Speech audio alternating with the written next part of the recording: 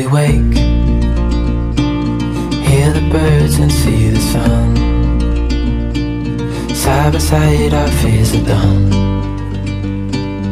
Oh, the good times just begun. Oh, we know what we have, let's hold on tight. Found what we're looking for in life. Ngayong araw ang last na araw ng 2023 mga kadog. So December 31, 2023. Dahil last na araw ngayon mga kaibigan, gusto namin gugulin tong araw na to para sa isang fishing adventure. At yung isang thrill ng video na to mga katuks, hindi lang siya basta-basta fishing adventure, kasi may gaganapin kaming hindi pa namin nagagawa sa buong tanan na fishing namin ni Master Zaldi. Gagawin natin mga kaibigan 2 hours para sa 2 oras mga katuks na casting ay magpapadamihan tayo ng mahuli, palakihan, padamihan, at of course pabigatan ng kilo mga katuks. So ito, hindi ko pa hinamon to kasi siya yung isa sa mentor ko mga kaibigan. Pero ngayon ay anyway, patapos na yung taon mga katuks, hahamunin natin siya ngayon ng ganong kategorya: padamihan, palakihan, at pabigatan ng kilo mga katuks. Alright, good luck Master. Good luck. Yan. Nice. Gagamit siya ng light setup. Yan, light setup niya is Jagero Monstero. Gagamit tayo ng ultralight setup. Ang setup natin is ito, si Granter S7 O2 UL ng Sibuyan. Okay, here we go mga katuks, let's go. Yan si Master Zaldi, nakagamit siya ng popper na 15 grams. Yan. Tapos gamit tayo ng Sibuyan lure na 5 grams. Tingnan nyo yung difference mga katuks. The line, leader line, the rod, at saka reel. Gamit ako ng Ryobi Light na 800 series. Gamit siya ng 2000 series na Bullzen Zero Gamer. Ay mag-stockel. Ay mag-stockel, yan. So here we go.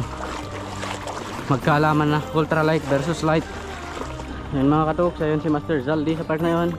Pupunta siya dyan sa spot namin dito sa may isla na yan.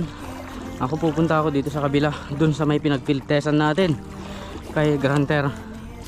So hopefully matsambahan natin yung kawan ng canoping dun at saka kawan ng dotted snapper. If ever kaya natin magpapunta sa kabila later, pupunta tayo dito. Dun kasi na part na yun, medyo malalaki na yung mga isda dun mga katuks. Hindi natin ina-aspiran na makakuha ng mga ganun. Bagamat ganito lang setup natin, ipalag pa rin natin.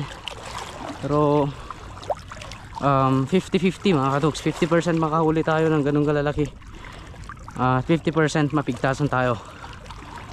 So yan, si Master Zaldi, lamang siya ngayon mga katuks sa pagdating sa mamaw hunting. Pag may trebali, kayang kaya ng line niya. Meron siyang 18 pounds na Kizuna, akin 6 pounds na Kizuna. Yan, ito yung disadvantage natin mga katuks pagdating sa setup. Disadvantage natin sa kanya yung tibay ng line. Si pangmamaw yung setup na niya mga katuks, consider na pangmamaw na yon. Pero kung ang padamihan mga katuks, isusure ko na lalamangan natin yan. At titingnan lang natin, same spot, same weather, magkaiba lang ang fishing gear na gagamitin namin. So tingnan natin kung sinong mas effective dito ngayon, yung 5 grams to 8 grams and popper. Yan mga katuks, dito tayo nag-field test sa part na to. Hopefully nandito yung mga canoping ngayon. At tutukan natin sa part na yan, hanggang doon. Yan, maghagis na tayo dito mga kaibigan. Good luck Granter. Wala pa rin mga katuks, pa high tide siya ng pa high tide, palalim ng palalim yung dagat. Wala sila doon sa part na yun. Wala sila mga katuks. Yan, may nag-spear fishing dito sa tabi natin mga kaibigan. Pero sige lang, makuha natin yung makuha natin. Delikado tayo sa lagay na to mga kaibigan. Yan mga katuks, na tinapatan tayo ng nag-i-spear gun dyan sa natin, sa may spot natin dito. So maghanap tayo ng ibang spot. Ito lang yung alam kong trusted na spot sa part na to eh. So dahil wala mga katuks, wala tayong magagawa. Hanap tayo ng ibang spot dito. Of course meron pa rin dyan, tiwala lang. Tiwala lang kay Granter. Yan. Lahat kasali to sa ating duel ngayon kay Master Zaldi. Sali yung mga ganitong sitwasyon na kung saan hindi natin inaasahan na may mga nag-i-spear gun, nag-i-spear fishing. Alright, okay lang. Amoy ko mga katuks, napakalansa ng dagat guys, legit. Ngayon lang ito naamoy ngayon ko lang ito naamoy na malansa talaga. Ano kayang ipahiwatig ng lansa na yan? Malansa din ba yung ating kapalaran mga kaibigan? Tiwala lang kay Granter, tiwala lang. And ayan na nga mga kaibigan, kanuping siguro to. Alright, nandito sila sa gitna. Yan, hindi tayo nagkamali, kanuping nga mga katuks.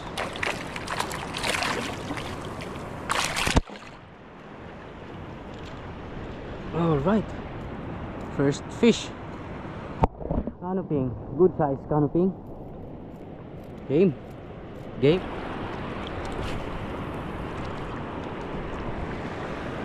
Yan si Master Zaldi, humahabol sa likod mga kaibigan. Pag makita tayong magkuhan ng canoping dito, magpapalit yan ng 8 grams na lure. Alright, fish on, canoping ulit. Canoping to, I'm sure, pretty sure. Master Zaldi. Yan. Canoping guys. Okay, good job boy.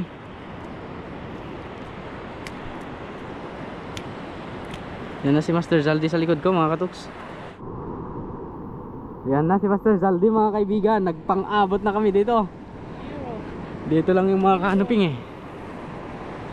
Time din na pag makakuha ka legit naman na malaki. Kaya dadamihan ko ng maliit para matatapatan kita. Okay mga katuks, naghahay na yung tension mga kaibigan ng duel. Ayan si Master Zaldi sa tabi natin. Sige, bato kung saan saan. Right.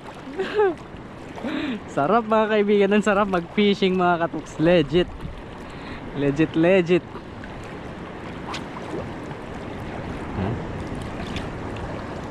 Kung makakuha sa part na yan mga katuks, batuhan din natin.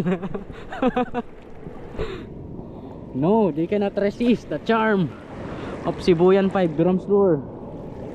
Right. Ganito pala ka-excite mga katuks pag meron duel na nagaganap. Ibang iba sa normal vlog natin. Yan, ibang iba yung pakiramdam ko mga kaibigan. Gusto ko kasing patunayan si Granter mga katuks. Kaya ito, tagang pa natin.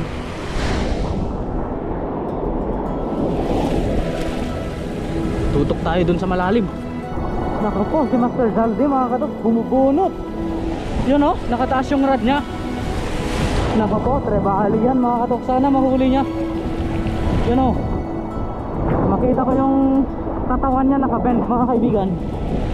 Yun o, tapos nakataas yung rod nya. Anyway, babawi tayo. Magkakanoping tayo dito. Sana makuha mo Master Zaldi. Sana makuha mo. Yan, kanoping tayo dito hanggang tuhod.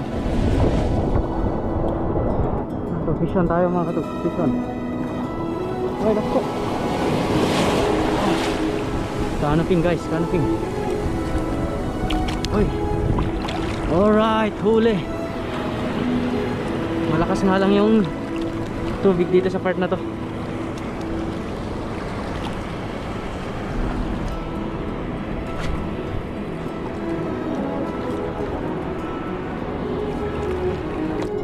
Fish on. Uy, malaki to.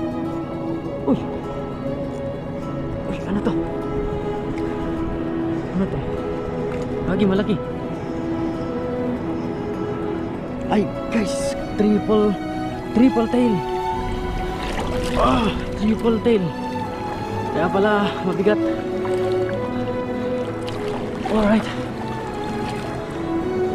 Lakas pala yung alon sa part na to mga katuks. Pagilid lang tayo para at least hindi natin mabitawan itong isda. Sayang. Triple tail wrasse.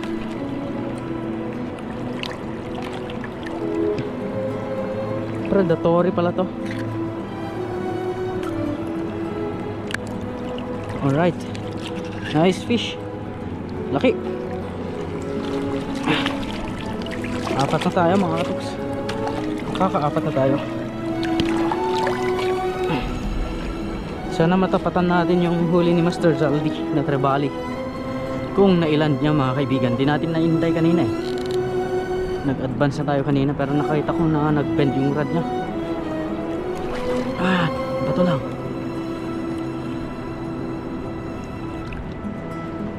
Kanuping paramdam kayo sa akin. Oh, fish on. Yan. Yan na nga. Uy, malaki din to mga katuks. Uy, kanuping guys, kanuping.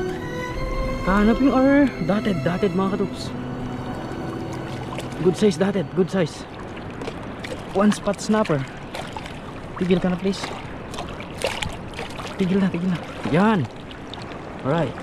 One spot snapper.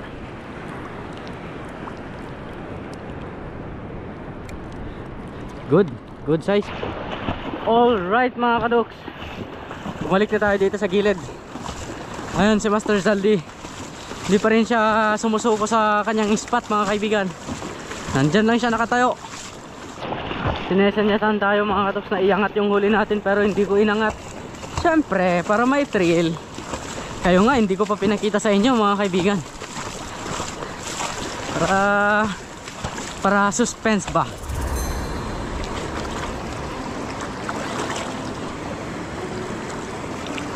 Fish on. Ano kaya to? Hey, papakol guys. Pakol. Yan o.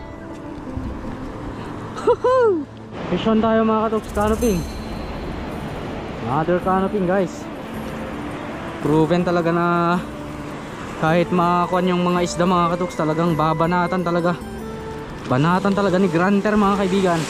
Yun, fish on tayo mga katoks. Nagpalit tayo ng lure. Gumamit tayo ng medyo mas makintab para makita ng mga isda mga kaibigan. Kasi sa part na to, blur na yung tubig. Kaya ito, nakahuli tayo na. Ito, canoping din ba yan guys? Yan. Hindi ko sure kung anong isda ito mga katoks. Right, fish on. Okay, pauwi na tayo mga katoks. Na-fish on pa tayo. Ito. Uy, papakol. Ano to? Papakol mga kaibigan. Dalawa yung papakol natin na nahuli ah. Alright, release na natin to mga katoks. Palaki ka muna boy. Okay. Ba't palakad-lakad lang si Master Zaldi mga kaibigan na parang walang energy. Masama yata yung ibig sabihin niya na. Ano Master Zaldi? Gumana ba ang light setup mo? Tingnan natin mga kaibigan. Lapitan natin siya para makita natin kung gumana ba yung light setup niya sa particular na weather na to at sa spot na to. Master Zaldi,